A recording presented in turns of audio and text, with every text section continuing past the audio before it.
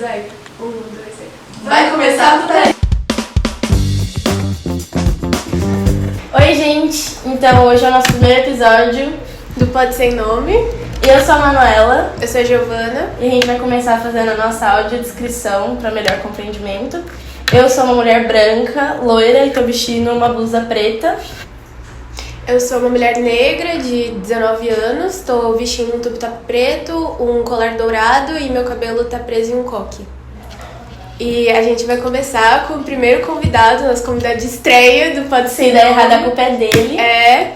Que é o Gustavo Piazzaroli. Isso. Certo. Então, prazer, meu nome é Gustavo Piazzaroli, tenho 23 anos. Eu sou um homem socialmente lido como branco, mas venho da etnia Cariri Chocó, me considero caboclo. Tenho o cabelo cacheado e estou usando óculos. Gente, o Gustavo é um cientista do mar, formado aqui com a gente no BICT, na Unifesp, e atualmente está fazendo oceanografia, perto de formar. Isso. Pertinho de formar. E então, acho que agora que a gente já conhece um pouco o Gustavo, acho que você podia começar explicando mais um pouco a sua linha de pesquisa, agora que você está na oceanografia, como cientista do mar. Legal. Então, vamos lá. Como a Manu comentou, eu sou formado em Ciências do Mar aqui pela Unifesp. Estou indo para o meu último ano de oceanografia e também já estou me caminhando para o mestrado. Então, estou terminando de rascunhar meu projeto de mestrado para submeter a algum fomento de pesquisa. Eu fiz 2 iniciação científica durante o curso do BICT, durante Ciências do Mar, e as 2 foram com coral-sol. Coral-sol é uma espécie de coral que não é nativa do Brasil, ele é um coral invasor. E aí, desde então, eu tenho me aprofundado mais no estudo de recifes rochosos, recifes de corais, e principalmente essa questão de biodiversidade e conservação marinha. Eu tenho muito apreço pela área da conservação marinha, e aí eu tenho cada vez mais procurando seguir esse caminho na linha acadêmica, na linha de pesquisa. E aí, hoje, eu estou caminhando para o mestrado, deixando de trabalhar com coral-sol, que é uma espécie invasora, para começar a trabalhar com coral-cérebro, que é uma Mucismilia ríspida, que é uma espécie nativa do Brasil, uma espécie endêmica. Também o coral tem tudo a ver com o nosso tema, mudanças climáticas e também um pouco de segurança alimentar. E então conta mais sobre o que você está investigando agora no seu projeto atual. Tá, vamos lá, vou tentar não me estender muito, mas sim, falar sobre recifes de corais, recifes rochosos, é falar sobre mudanças climáticas. E o meu projeto de mestrado tem tudo a ver com as mudanças climáticas. Por quê? O título do meu trabalho, por enquanto, ele está como efeitos imediatos e defasados das ondas de calor sobre a dinâmica populacional do Mucismilia ríspida. Então a gente está falando das ondas de calor. O que são essas ondas de calor que a gente chama de marine heat waves? São anomalias térmicas na superfície do mar, que fazem que essa superfície do mar ela esteja pelo menos meio grau acima de uma média climatológica. Então a gente tira a média da superfície do mar ao longo de alguns anos, e quando essa média ela perdura por 5 trimestres consecutivos, meio grau acima da média, a gente caracteriza esse fenômeno como uma onda de calor. As ondas de calor elas estão diretamente associadas com os enos. O que são os enos? Enos é a abreviação de El Niño, oscilação sul. Todo mundo já ouviu falar do El Niño e da La Niña. Eles são 2 fenômenos que estão dentro de um pacotinho de fenômenos que a gente chama de os enos. E os enos eles são muito caracterizados justamente por essa anomalia de temperatura na superfície do mar. O que isso tem a ver com a mudança climática? Tudo. Já tem algumas projeções, até do IPCC, enfim, alguns outros estudos, que têm relatado que a frequência desses eventos de anomalia, dessas ondas de calor, tem sido cada vez mais frequente nos últimos anos. Existem projeções futuras que, com a crescente mudança climática, com o aumento das emissões de gases de efeito estufa, o aumento da temperatura atmosférica, essas ondas de calor também tendem a se tornar cada vez mais frequentes. Então, se antes elas eram intercaladas, vamos supor aqui, a cada 2, 3 anos a gente tinha ou um El Niño ou uma La Niña, hoje cada vez mais esses eventos estão se intercalando num período muito menor, muito mais cíclicos. Então, mudanças climáticas geram mais ondas de calor e ondas de calor geram perturbações nas comunidades bentônicas, sejam de corais ou também comunidades de peixes como um todo. E aí é isso, eu estou querendo entender se essas ondas de calor estão afetando a dinâmica populacional do Mucismília ríspida nos últimos 10 anos. Afetou sim ou não? Se sim, como? Então é mais ou menos por aí que meu projeto vai seguir. De um jeito chulo, bentônico é tudo que tá no fundo, né? Exato. Só pra quem não entende nada de ciência, porque eu também não sabia o que era bentônico quando eu cheguei aqui. E eu acho que muita gente não percebe, principalmente quem tá fora desse eixo da faculdade com o meio ambiente, que o fundo do mar é muito afetado pelo que a gente faz. Sim. Então, o branqueamento de coral tem tudo a ver com o que a gente faz. Pesca de arrasto, ou até mesmo derramamento de óleo, alguma coisa assim, né? Então, acho que é muito importante explicar tudo isso de um jeito simples para a sociedade atual. Isso é importante. Isso eu falava muito quando eu entrei na faculdade. Eu tento aos poucos construir essa narrativa. É óbvio que é difícil, a gente vai fazendo isso aos pouquinhos. Mas eu que venho de uma comunidade de periferia, eu vejo que assim, a ciência ela é feita para o cientista. Então muitas vezes a gente usa termos técnicos, quem é de fora da área acadêmica muitas vezes não entende e não consegue interpretar. Se a pessoa não entende, não interpreta, não tem como ela colocar suas ações no dia a dia. Então às vezes o que falta para a ciência é a gente popularizar a ciência. Só que naturalmente às vezes a gente peca. Aqui a gente está dentro de um ambiente acadêmico, então meio que naturalmente eu acabo usando uns termos acadêmicos, mas é bom fazer essas pausas, essas interrupções para a gente lembrar de tentar popularizar um pouco a fala. E aí, como você disse, talvez acho que 2 termos que eu vou usar aqui é pelágico e bentônico. Sempre que eu estiver falando de organismos pelágicos, né, para quem não é da área acadêmica, eu vou estar me referindo principalmente a peixes, tartarugas, né, alguns mamíferos, enfim, organismos que vivem na coluna d'água. E sempre que eu me referir a organismos bentônicos, eu vou estar me referindo a organismos que podem estar fixos ou não fixos no substrato, ou seja, no fundo, nas costas, na parede, nas pedras, basicamente assim. Voltando para o seu projeto, a gente estudou, acho que no semestre passado, em Biodiversidade Marinha, na matéria do Guilherme, acho que a matéria inteira sobre a importância dos recifes como base no oceano. Então, acho que a gente entra na primeira pergunta principal, a pergunta base, que é qual a importância fundamental dos recifes de coral para a biodiversidade marinha, especialmente para as espécies de peixe? Tá, legal. Acho que bom a gente falar vou falar de recifes de corais, mas sempre bom a gente também falar de recifes como um todo.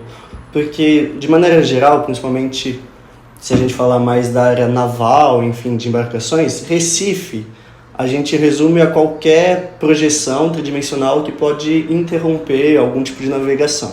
Isso, né, numa categoria mais naval. Na biologia, a gente entende como Recife ambientes tridimensionais, né, que geram uma tridimensionalidade dentro de um ecossistema, e esse recife ele pode ter diferentes origens. Quando a gente fala de um recife coralino, é porque a base desse recife foi constituída a partir de corais. Então tem um coral, a gente tem corais que a gente chama de corais esclaractinos, são os corais formadores de recife. O Mucismília ríspida, que é, né, a minha espécie-alvo, é um coral esclaractino, é um coral formador de recife. Então, recifes coralinos, eu tenho um coral grandão que vai lá e se assenta e morre. Depois que ele morreu, outros corais começam a se assentar em cima e vai formando um recife coralino, que a base é de coral. Aqui na nossa região, do estado de São Paulo, Atlântico Sul, Sudeste, a gente não tem muitos recifes coralinos. A maioria dos recifes aqui são recifes rochosos, porque a base é uma rocha. Então, a gente tem uma rocha, o coral ele se assenta em cima da rocha, e dali vão se criando, vai dando tridimensionalidade, forma um recife rochoso. A gente tem também, hoje, muito por conta da ação dos seres humanos, a gente tem cada vez mais recifes artificiais, que seriam construções antropogênicas que acabam gerando recife. Então, uma plataforma de petróleo, às vezes, pode ser um recife artificial. Um barco que afundou, depois que esse barco afunda, as espécies bentônicas vão tomando aquele ambiente, então aquilo pode ser um recife artificial. Então, tem diferentes tipos de recifes. De maneira geral, todos eles vão contribuir muito, né, para a biodiversidade como um todo, cada um com suas particularidades. Mas a principal questão é em relação à própria tridimensionalidade. O que eu estou querendo dizer com tridimensionalidade? Então, se eu tenho o fundo arenoso, ele é reto, ele é como se fosse bidimensional. Então, ali eu tenho um espaço para ser ocupado por diferentes espécies. E aí imagina uma cidade que eu só tenho casa, só casinha. Eu consigo ter um número determinado de moradores naquela cidade. A partir do momento que eu começo a crescer de maneira tridimensional, essa cidade começa a crescer para cima, que nem Santos, tem um monte de prédio. Começa a ter um monte de prédio, começa a crescer em tridimensionalidade, então tem mais espaço para ser ocupado. Para o ambiente marinho, de maneira bem análoga, para tentar popularizar, né, um pouco, enfim, a ciência, seria mais ou menos a mesma coisa. Quando a gente aumenta a tridimensionalidade, naturalmente os estudos mostram que também aumenta a biodiversidade. Juntamente porque a gente vai ter, entre as pedrinhas, vai ter fresta, né, que a gente chama de interstícios. Esses interstícios permitem que espécies pequenas cresçam, se desenvolvam ali, permite o recrutamento de, né, sempre que eu falar recrutamento, estou falando de espécies juvenis, né, que vão crescer e demorar para chegar na fase adulta. Essas espécies juvenis precisam de algum lugar para se abrigar, para não serem predadas durante os primeiros anos de vida. Então essa tridimensionalidade ajuda também no desenvolvimento desses juvenis. Então acaba contribuindo principalmente dessa forma. E quanto mais tridimensionalidade, mais espaço para ser ocupado por diferentes espécies bentônicas. Se eu tenho só o chão para ser ocupado, meu espaço é limitado. A partir do momento que eu começo a crescer verticalmente, em tridimensionalidade, tem mais espaço para ser ocupado por corais, por esponjas, por bivalves, enfim, e assim sucessivamente.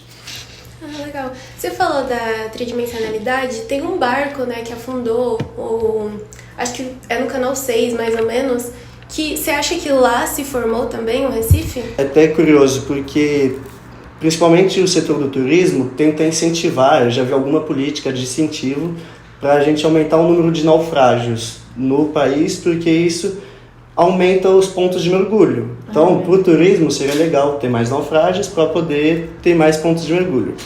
Só que em contrapartida, né, já existem alguns estudos que mostram que esses naufrágios podem servir como trampolim ecológico para a dispersão do coral-sol. Como assim trampolim ecológico? Então vamos criar um cenário hipotético aqui. Vamos supor que lá na Ilhabela tem muito coral-sol. E aqui onde a gente está, aqui na Laje de Santos, tem pouco. Como a distância entre a Ilhabela e a Laje de Santos é relativamente grande, talvez para o coral-sol vir colonizar a Laje de Santos seria difícil. Só que a partir do momento que eu começo a colocar um monte de naufrágio no meio do caminho entre a Ilhabela e a Laje de Santos, eu começo a gerar trampolins ecológicos que facilitam essa dispersão do coral-sol. Cenário totalmente hipotético, a verdade é, já tem muito coral-sol na Laje de Santos, mas só para entender um pouco como funciona essa dinâmica dos trampolins ecológicos. Antes de eu entrar na próxima pergunta, que é sobre branqueamento, colapso do ecossistema, eu sei que você mergulha faz muito tempo, já uns 13 anos, pelo que eu li no seu Lattes. E, eu queria te perguntar uma coisa mais pessoal, assim, quando você mergulhou em relação a isso, se teve alguma coisa que te chocou, você não esperou que tava lá? Porque eu, na minha única experiência de mergulho até então, eu vi muito lixo no fundo do mar. E quando eu saí, eu vi que as mesmas coisas que estavam na areia estavam lá no fundo, são muitos metros de distância de onde eu tava. É uma pergunta bem pertinente, realmente. Eu comecei a mergulhar há muito tempo, comecei a mergulhar com 10 anos de idade. Então eu era um juvenilzinho, criança ainda, 10 anos de idade, a gente é criança. E o primeiro mergulho em si, pra mim, acho que foi... Eu tive a sorte de ver uma raia no meu primeiro mergulho. Nossa, que legal. E ali, o primeiro mergulho é uma euforia muito grande, então não vou conseguir falar muito sobre o primeiro mergulho. Mas no fim de semana do meu batismo, eu fiz 4 mergulhos. E eu lembro que foi no terceiro mergulho, eu tava um pouco mais seguro, tava um pouco mais confortável. E eu não tenho uma visão tão boa, né? Tanto que eu uso óculos. E aí eu lembro que a moça que estava me acompanhando, estava sendo minha instrutora no dia, ela tinha me apontado uma água-viva, tinha uma tartaruguinha assim meio que dando umas beliscadas na água-viva. E aí ela me apontou, achei curioso e tal, legal. E aí pouco depois, assim, tinha uma sacola... Cara, isso parece que é mentira, mas eu juro por Deus que isso aconteceu. Tinha uma sacola plástica. E aí eu cutuquei ela de novo, apontando para a sacola plástica. Óbvio, embaixo d'água a gente não conseguiu se comunicar direito. Ela achou que eu só tinha apontado para a sacola plástica. E eu, na minha cabeça, eu achei que eu estava apontando para uma água-viva. Quando a gente chegou na superfície, ela falou, você viu a tartaruga comendo água-viva? Eu falei, eu vi, não sei o quê. Você viu que depois eu te mostrei outra água-viva? Ela falou, não, você me mostrou uma sacola plástica. Eu fiquei tipo, caramba. E aí, naquela época, eu nem tinha essa noção que Sacolas plásticas eram um dos grandes problemas para as tartarugas, justamente porque elas confundem com água viva. Não tinha a menor noção disso. E aí o dia que eu aprendi isso, tipo, pareceu que minha cabeça explodiu. Mas essa relação do lixo, ela é muito curiosa. Realmente, tipo, é exorbitante a quantidade de lixo que tem no fundo do mar e a gente não imagina. Por que a gente não imagina? Porque a gente não está lá. Então eu também tenho o sonho de que mais pessoas tenham acesso ao mergulho, porque o mergulho realmente ele não é acessível, infelizmente ele não é monetariamente acessível, e eu acredito que as pessoas tendo acesso ao mergulho e olhando para o mundo embaixo d'água, talvez isso crie uma sensibilidade maior para a conservação, para a gente tentar aumentar a conservação, tentar diminuir o descarte de lixo, enfim. Eu acho que realmente as pessoas mergulharem talvez mudaria muito o cenário da conservação marinha. Não, sim. Consciência, né? Consciência. É o famoso ver pra quê? Porque a gente sabe muito daquele ponto que forma uma ilha de lixo e todo mundo fica em choque com o tamanho daquilo, que é realmente o tamanho de uma ilha. Mas, tipo, no fundo do mar capaz que tem do mesmo tamanho, se juntar tudo. Porque eu fui na praia do Guaiúba, né? Então, tipo assim, é um ponto muito pequeno. Sim. E o que a gente recolhia juntava, assim, enchia o bolso de lixo. E é muito, pra mim é muito absurdo isso.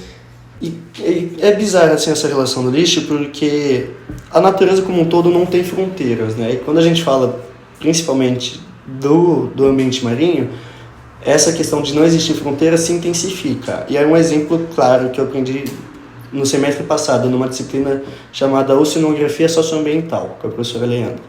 A gente estava indo lá para a praia de Itaquitanduva, não sei se vocês sabem, aqui na Baixada Santista tem muita gente que não sabe, então é legal saber.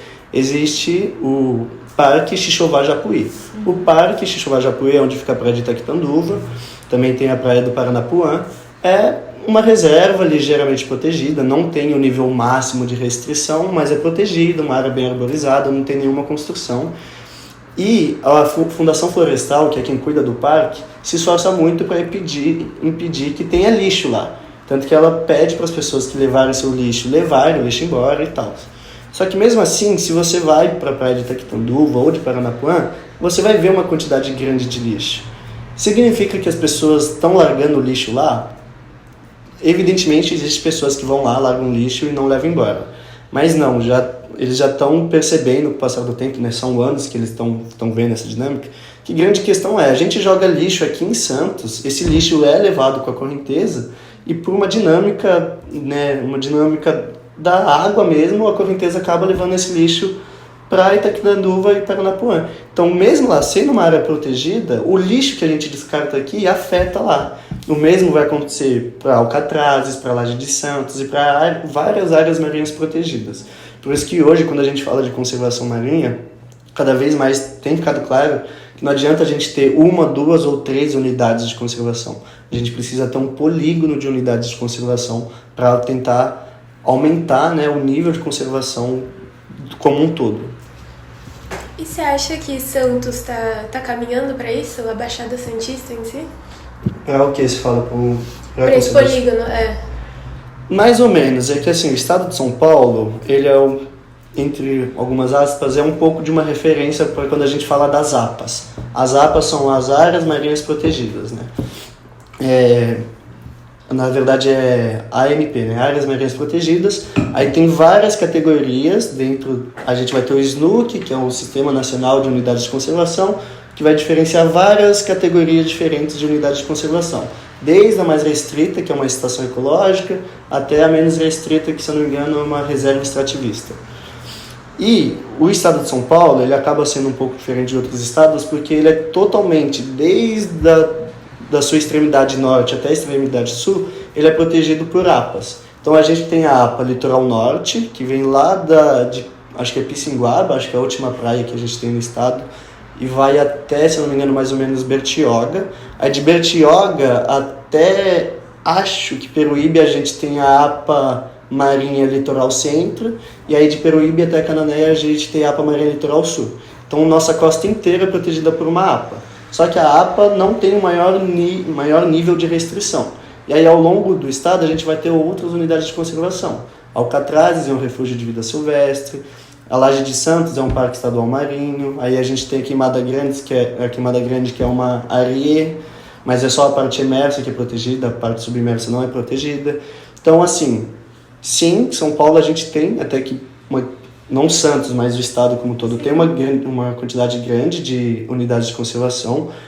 A cidade de Santos, justamente por conta do porto, a APA Litoral Centro, ela para no município de Santos e volta depois no município, justamente porque tem a entrada do porto aqui. Mas a gente tem um dos principais hotspots de biodiversidade a 40 quilômetros aqui da nossa praia, que é o Parque Estadual Marinho da Laje de Santos. Então eu diria que sim. Porém, tem algo muito importante que é: números de unidades de conservação não necessariamente reflete em unidades de conservação, porque essas unidades de conservação precisam de fiscalização. Então não adianta nada eu ter várias unidades de conservação gigantescas e eu não ter um esforço de fiscalização em cima dessas unidades de conservação. Então sempre que a gente for fazer esse cálculo de tipo, nossa, que da hora, o estado de São Paulo tem várias unidades de conservação, mas até que ponto essas unidades de conservação funcionam na prática, entende? Então tem sempre esse outro lado da balança. Mas também, tipo, aí a gente entra na mesma questão de quem não mergulha não sabe o que tá lá embaixo, né? Isso. Porque até mesmo na queimada, uma parte que é na queimada grande, uma parte que é protegida, mas embaixo, Exato. depende. E também não pode, isso também é um grande... Qual é a palavra? Tipo, não é um paradigma, tipo... Paradoxo? Não, porque, por exemplo, a gente tem que proteger, porque isso faz bem pra nós. Mas também faz mal, porque, por exemplo, os pescadores, na hora de ancorar o barco, aí vai lá e mata um recife. Eles não sabem que o recife tá ali.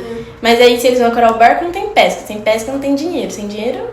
Acho que esse ponto é legal, porque a gente começa a entrar um pouco nesse papo da segurança alimentar. Isso que você trouxe é muito importante, porque assim... Meu pai, hoje, ele mora no Rio de Janeiro, na Ilha Grande, e a Ilha Grande é uma das comunidades de pescadores mais tradicionais, assim, do país, por ser uma comunidade de pescadores muito antiga. E aí, por muito tempo, por meu pai morar lá, desde quando eu tinha, acho que 12 anos de idade, eu conheço a galera de lá e eu sempre tive muita empatia pela comunidade de pescadores. Quando eu comecei, antes mesmo de entrar na faculdade, comecei a estudar um pouco sobre conservação, que eu já estava querendo fazer oceanografia, eu comecei a ter um repúdio por pesca, e para mim o mundo se resumia a conservar. E aí a gente entra na universidade, e a gente lida com diferentes professores de diferentes linhas de pesquisas, e aí hoje eu tenho essa visão mais integrada, que não dá pra gente querer conservar tudo também, justamente porque existe comunidades tradicionais de pescadores que vivem à base da pesca, toda aquela comunidade gira a partir da pesca, e a gente tirar isso deles é até interferir na própria propriedade cultural daquela comunidade. Então, falar de conservação, ela é muito complexa, porque é o que a gente vai falar, a gente precisa falar de vários co-criadores, né? A gente tem que ter vários gestores, várias representações para poder debater se a gente vai proteger uma área ou não. A gente vai tornar uma determinada área uma unidade de conservação? Sim ou não? Por quê? Se sim, qual? Como? Então, eu acho que é isso. O Brasil, eu acho que ele tem cada vez mais tentado caminhar para essa linha de uma gestão costeira integrada, né, que a gente chama de GCI. A gente ter diferentes atores de diferentes setores debatendo para tentar construir a conservação marinha conjunta. Porque se eu chego e proíbo a pesca na Ilha da Queimada Grande, não necessariamente vai dar certo. Porque, beleza, eu vou proibir, mas quem vai fiscalizar? Muitas vezes eu não tenho nem quem fiscalizar.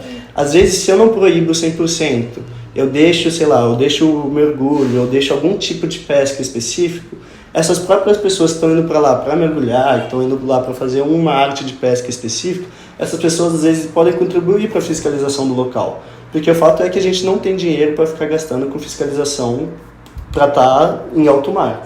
Então, às vezes, algumas estratégias válidas é tentar trabalhar com a população, seja de pescadores, seja o turismo com mergulho, enfim, para conscientizar essa galera sobre a importância da conservação, não proibir eles de ir para aquele lugar, mas sim que eles usufruam daquele lugar de uma maneira um pouco mais conscientizada. Então a próxima pergunta é sobre branqueamento e colapso de ecossistema. Então, como o branqueamento de corais, causado pelo aumento da temperatura da água, afeta especificamente a fauna associada? Tá, legal. Vou voltar um pouco pro meu projetinho de mestrado. Eu falei um pouquinho dele, que eu vou estudar o coral cérebro e tal, mas aí aprofundando um pouco, assim, até sobre um pouco de metodologia, eu vou estar olhando justamente por como essas ondas de calor interferem no branqueamento e como isso pode realmente, de certo modo, responder sua pergunta. Então, vou falar primeiro do meu mestrado e depois uma visão um pouco mais geral. O que acontece? A gente teve um estudo do professor Leonardo Godoy, ele é lá da Federal do Rio Grande do Sul, se não me engano, e no experimento ele viu que esse coral, que é o coral cérebro, Muscis milia, ele consegue liberar suas larvas mesmo branqueado. Então, mesmo ele todo branquinho, ele consegue liberar suas larvas. Porém, essas larvas que são liberadas parecem ter algum prejuízo, a viabilidade dessa larva chegar, né, na fase adulta parece ser reduzida justamente por conta do processo de branqueamento. Então, sim, ele libera larvas mesmo branqueado, mas a viabilidade larval é menor. Pausa. Outro estudo. A gente tem um estudo aqui do nosso instituto, da Natália Ross, foi feito pelo Labec Mar, né, o nosso laboratório. Ela e a Jéssica, que também é uma aluna que se formou no BICT, que está para se formar em sonografia, olharam para os mesmos dados que eu vou olhar, né, sobre os Muscis milia ríspida lá de Alcatraz. Elas olharam para o intervalo de 2018 a 2022, porque em 2019 a gente teve a maior onda de calor dos últimos tempos, né, ela aconteceu em 2019. E aí esse estudo tentou ver se essa onda de calor gerou algum impacto, né, na comunidade de coral, né, de Muscis milia ríspida de Alcatrazes. Aí, de maneira geral, resumindo muito ali o trabalho delas, deixando claro, estou resumindo muito para poder dar continuidade. Não teve diferenças gritantes entre o tamanho, a média, né, de tamanho, a quantidade de Muscis milia ríspida que foram quantificadas em 2022 e em 2018. Só que quando a gente está falando de uma metodologia, como que é essa metodologia? Foto quadrado.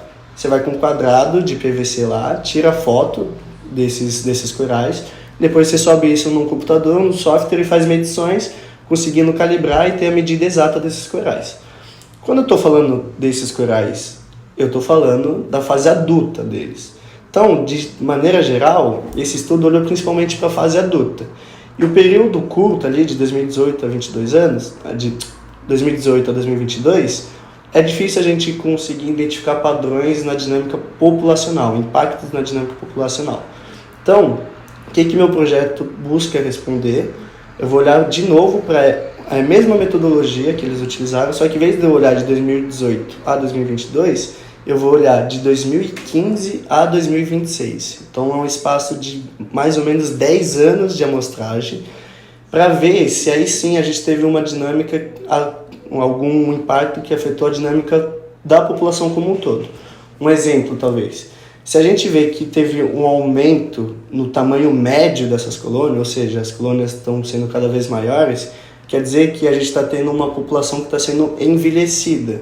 Porque se a gente tivesse recrutas novos chegando, a gente vai ter recrutas, são colônias pequenas. Então, na hora de tirar a média, é para dar uma média menor. Se eu tiver com médias cada vez maiores, é porque o meu recrutamento de corais cérebro é pequeno, ou seja, talvez essas ondas de calor estão influenciando realmente na viabilidade dessas larvas, e aí meio que a minha população de Muscis milia está envelhecendo. Então, alguns impactos que a gente pode ter diante do branqueamento de coral.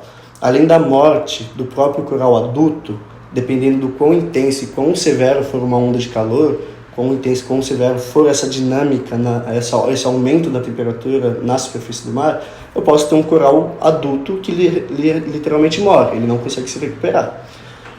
Corais como o Muscis milia ríspida, ele já tem mostrado que ele consegue se recuperar. Então ele fica branqueado por um tempo, mas depois que a onda de calor vai embora, ele vai se recuperando. Porém, mesmo que ele se recupere, talvez isso tenha gerado consequências na viabilidade larval desses corais. Enfim, o que a morte desses corais pode gerar? Se eu tenho uma mortalidade massiva, primeiro que assim, essa mortalidade libera algumas toxinas, né, que acabam sendo tóxicas para o ambiente como um todo. Se eu tenho uma morte generalizada de coral, um branqueamento de coral cada vez mais acentuado, esses corais não conseguem se recuperar, esses corais fazem simbiose com os zooxantelas. Zooxantela é uma microalga. Microalga a gente está falando de produtividade primária, ou seja, disponibilidade de oxigênio, entre outras coisas. A produtividade primária é a base de uma cadeia alimentar. Então, se eu tenho branqueamento de coral, os corais estão cada vez mais brancos, cada vez mais mortos, eu tenho menos zooxanthella. Se eu tenho menos zooxanthella, né, eu tenho menos microalga. Se eu tenho menos microalga, tenho menos produtividade primária. E aí isso gera um efeito que a gente chama de um efeito cascata na cadeia trófica. Diminui a produtividade primária, vai diminuir a quantidade de consumidor primário e assim sucessivamente. Então isso são alguns dos impactos. Outra coisa, se eu tenho muitos corais morrendo, né, naturalmente eu vou ter menos corais recrutando, menos corais se assentando. Isso tende a diminuir a tridimensionalidade do espaço. Então, se eu tenho de novo uma tridimensionalidade menor, eu tenho menos espaços intersticiais para as espécies se abrigarem. Se tem menos espaço para as espécies se abrigarem, naturalmente eu vou ter menos espécies ocupando aquele espaço. E isso tudo que a gente está olhando só para mudanças climáticas afetando o coral e o coral afetando a comunidade. Só que antes mesmo do coral afetar a comunidade, a própria mudança climática já afeta aquela comunidade. Então, algumas espécies pelágicas que migram, né? Migram bastante assim ao longo da costa, elas vão ser as primeiras espécies que vão abandonar aquela região. Elas não vão esperar os corais ficarem branqueados para depois elas abandonarem aquela região. Então é isso, né? Os efeitos eles vão acontecer de maneiras múltiplas em todos os níveis tróficos daquele ambiente. Sim, e vai diretamente na segurança alimentar, né? Porque eu acho que quando a gente estava pegando os dados para colocar aqui no podcast, eu acho que o que mais chocou, assim, foi que mais de 3 bilhões de pessoas, assim, por cima, têm os frutos do mar, né, como fonte de proteína principal. Então, a partir do momento que diminui essa fonte, afeta totalmente a comunidade e gera uma grande insegurança, né, alimentar. Sim, exato, porque é isso, principalmente no Brasil, que a gente tem comunidades caiçaras espalhadas por todo o litoral. Essas comunidades, elas tanto culturalmente, né, existe todo o aspecto cultural, mas não só culturalmente, elas dependem da pesca, dependem dos frutos do mar, enfim, para a própria alimentação, até porque quando a gente fala de segurança alimentar, existem 4 tópicos principais que a gente fala, que é disponibilidade, acesso, utilização e estabilidade. Esses são os 4 pilares da insegurança alimentar. Um desses, repito, é o acesso. Então, às vezes, existe muita comida disponível. Para ser sincero, a verdade é que nunca faltou comida. O que falta é a distribuição dessa comida. Então, o acesso ele é muito limitado. Carne, a gente sabe que é caro, né? Dos alimentos derivados, né, de animais, principalmente da agropecuária, são caros.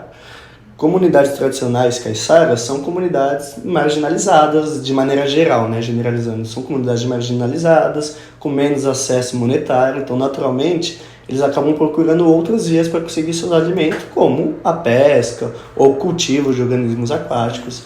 E aí a gente impactar a disponibilidade, né, desses recursos marinhos, desses recursos de alimento provenientes do mar para essas comunidades, implica que aí eles vão conseguir alimentar onde? Eles vão precisar comprar esses alimentos no mercado, e aí entra em todo esse loop que o alimento é caro, enfim. E aí tem também toda essa relação de novo, entrando nas unidades de conservação, como que elas contribuem, às vezes, para a comunidade tradicional caiçara, como que a gente pode convencer um pescador que uma unidade de conservação é bom para ele. Primeiro que a gente não vai proibir de pescar no estado inteiro. Aí vou pegar o exemplo de alcatrazes. Alcatrazes não pode pesca dentro do refúgio de vida silvestre de alcatrazes. Aí o pescador vai falar, pô, mas isso é ruim, os peixes estão lá, eu quero pescar. Existe um efeito, né, que a gente chama de um efeito, em inglês eu não lembro o nome, mas, né, no português a gente fala que é um efeito de transbordamento. Então as espécies que estão se reproduzindo, estão vivendo dentro do refúgio de vida de alcatrazes, vai aumentando, né, a riqueza, enfim, a biodiversidade dentro do refúgio. Só que, naturalmente, muitas dessas espécies migram entre outras ilhas. Então, um peixe, por exemplo, a sereula. A sereula é um dos principais peixes, né, que os pescadores, enfim, um dos principais peixes alvo da pesca. E a sereula é um peixe pelágico, que nada bastante.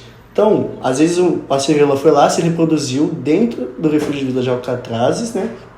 Só que aí, depois que ela chegou na fase adulta, ela vai migrar, sei lá, para Ilhabela, que está relativamente perto ali de Alcatrazes. Entre o espaço entre Alcatrazes e Ilhabela, é permitida a pesca. E às vezes é nesse espaço que o pescador vai conseguir capturar essa espécie. Então a gente acaba tendo esse efeito de transbordamento, os próprios pescadores contribuírem para a conservação de unidades de conservação específica, permite que haja esse efeito de transbordamento e ele consiga capturar o mesmo peixe que ele queria capturar lá dentro, ele vai capturar fora da zona protegida. A grande diferença é, muitas vezes, se ele fosse capturar ele lá dentro, ele ia capturar numa fase um pouco mais juvenil, talvez imaturo sexualmente. Se ele capturar aqui fora, quando ele já está nesse processo de migração entre ilhas, aumenta a chance dele já capturar um indivíduo adulto, que já passou dessa maturidade sexual. Então tem um pouco deste lado também.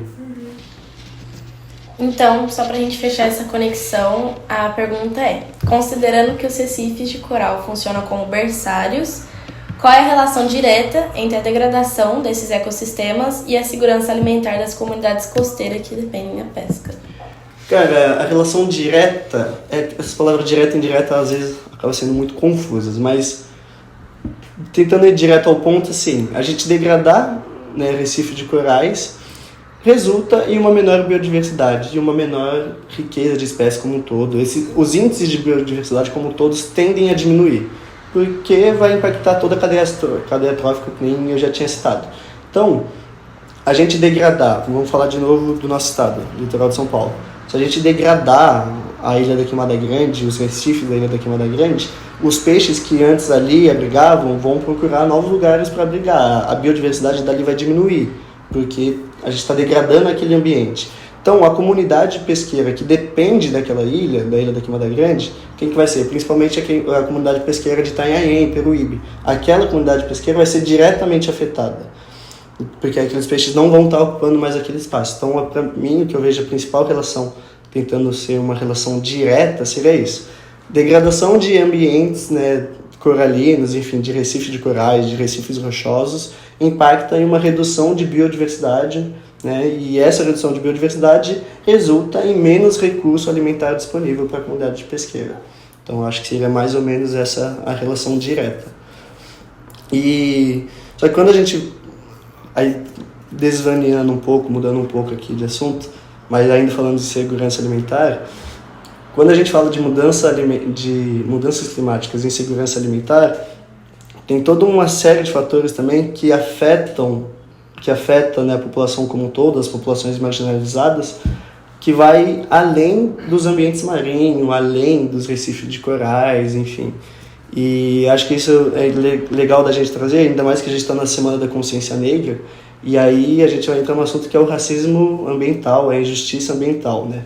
As mudanças climáticas como um todo, elas são intensificadas principalmente pela grande elite, pelas grandes multinacionais, enfim, são essas pessoas que intensificam os fatores que aumentam as mudanças climáticas, só que quem sofre na pele os impactos das mudanças climáticas são as populações marginalizadas.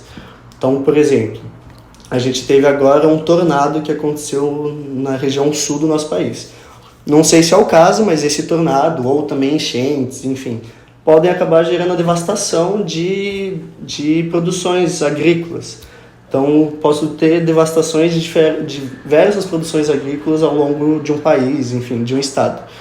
Se essas produções são devastadas, aumenta a disponibilidade de alimento no mercado. Oferta e demanda. Tem menos alimento disponível, aumenta o preço desses alimentos. Quem é que não tem dinheiro para conseguir comprar esses alimentos? De novo, são as populações marginalizadas. Outro fato, normalmente esses impactos de inundações, de tornados, já acontecem direto nessas populações marginalizadas, porque elas normalmente se concentram aonde? Em morros, porque são os lugares mais baratos, é o lugar onde dá para construir, enfim, suas casas, são os primeiros lugares. Deslizamento sempre vai acontecer no morro. Exemplo claro, a gente teve, acho que foi há 2 anos atrás, na Barra do Saí, aqui no litoral norte, a gente teve um deslizamento.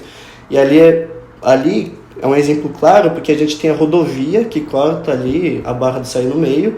Na parte baixa da rodovia, mais próximo da praia, são casas de veraneio de pessoas da elite, que quase nem moram lá. Só tem uma casa de veraneio, vai lá, passa o verão e vai embora.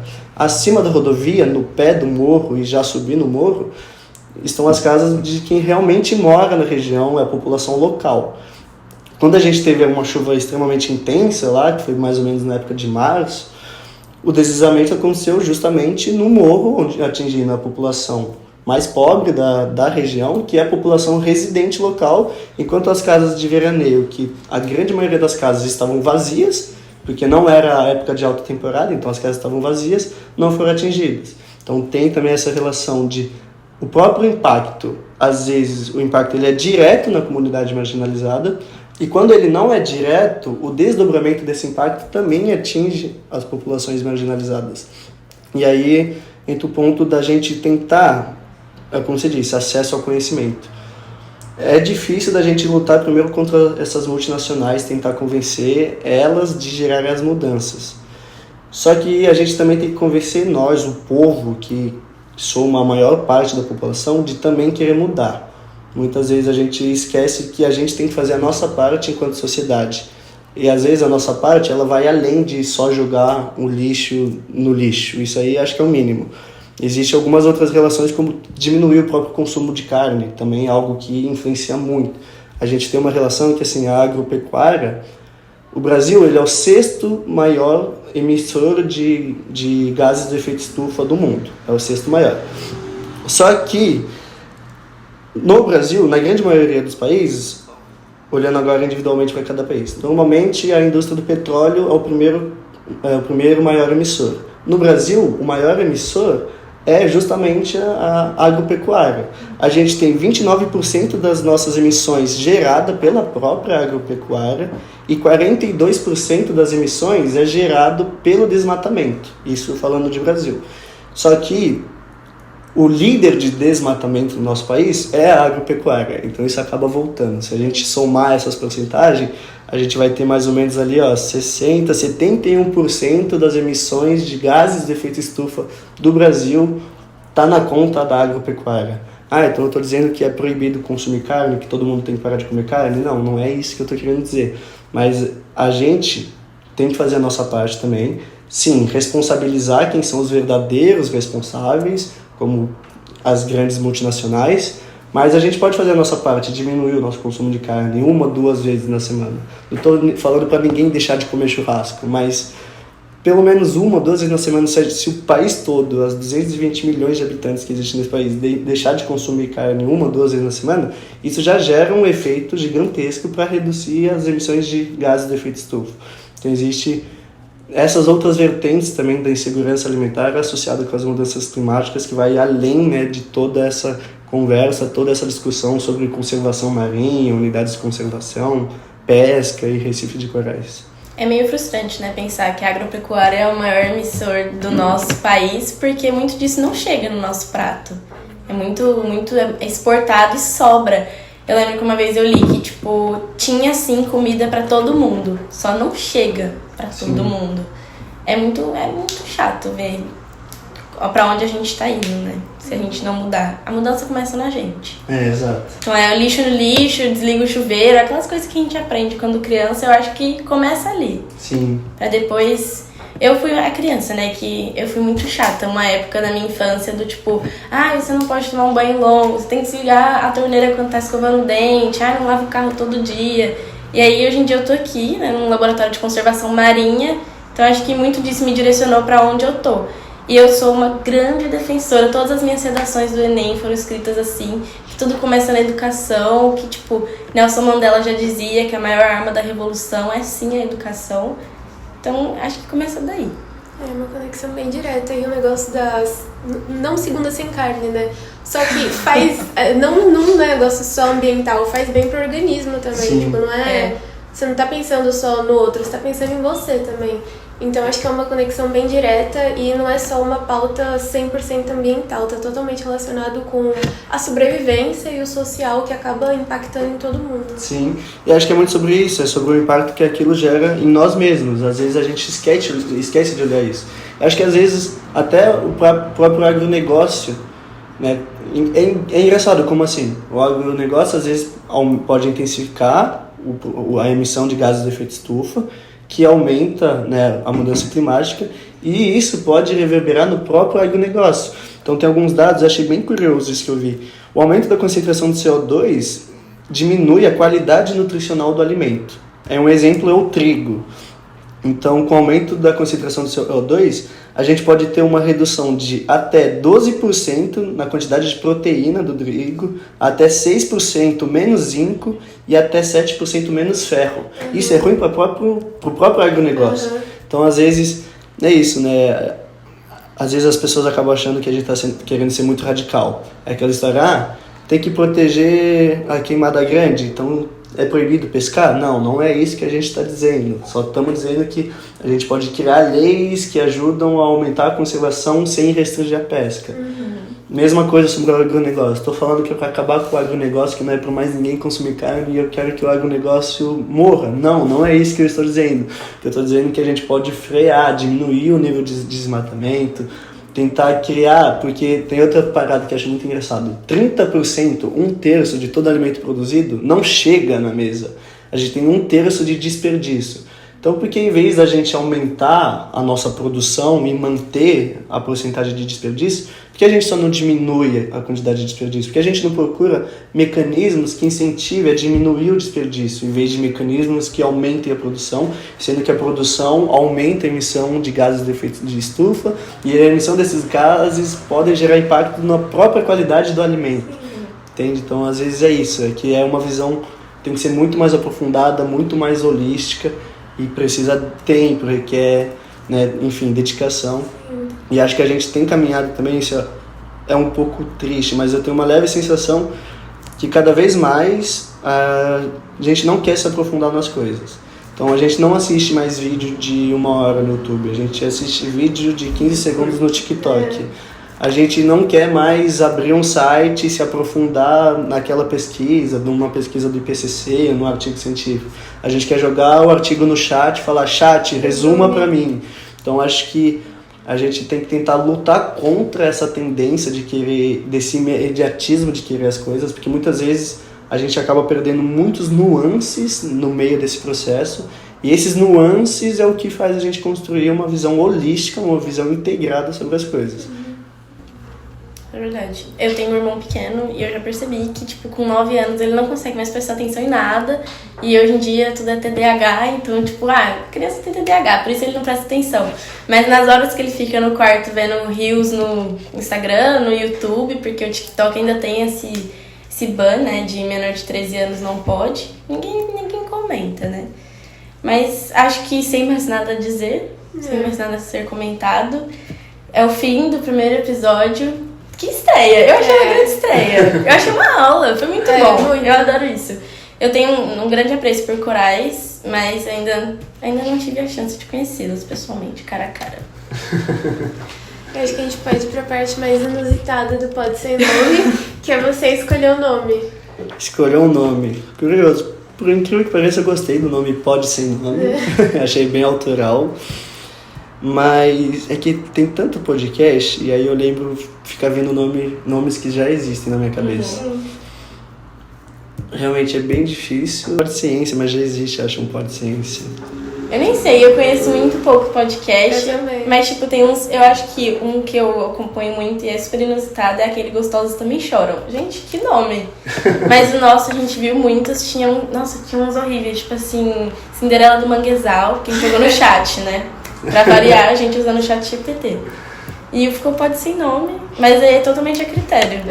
Eu acho que como vocês estão olhando bastante, principalmente pro cenário das mudanças climáticas, e aí acho legal o termo mudança, porque a gente tá falando de mudanças climáticas, e pra gente frear as mudanças climáticas, a gente tem que incentivar a mudanças de hábitos.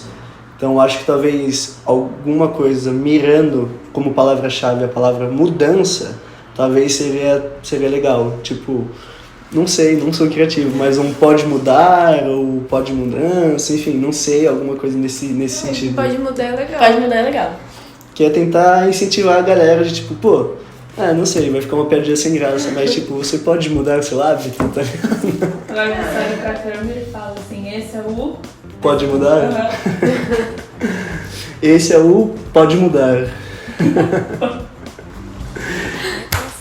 Cortou? Não. Tchau. Então esse foi o Pode Mudar. E você, pode mudar alguma coisa no seu dia a dia? Fica aí a pergunta. E no próximo episódio a gente vai conversar com o professor André Casas e para entender a relação sobre as mudanças climáticas e como elas afetam o corpo dos peixes. Infelizmente, esse episódio com o André não será apresentado nem por mim, nem pela Gi, mas por outras pessoas inéditas, que é a Gil e o Jean até então. Se mudar, a gente corta essa parte. Então foi um prazer estar aqui com vocês. Esperamos que até o final a gente decida um nome. Beijos! Tchau!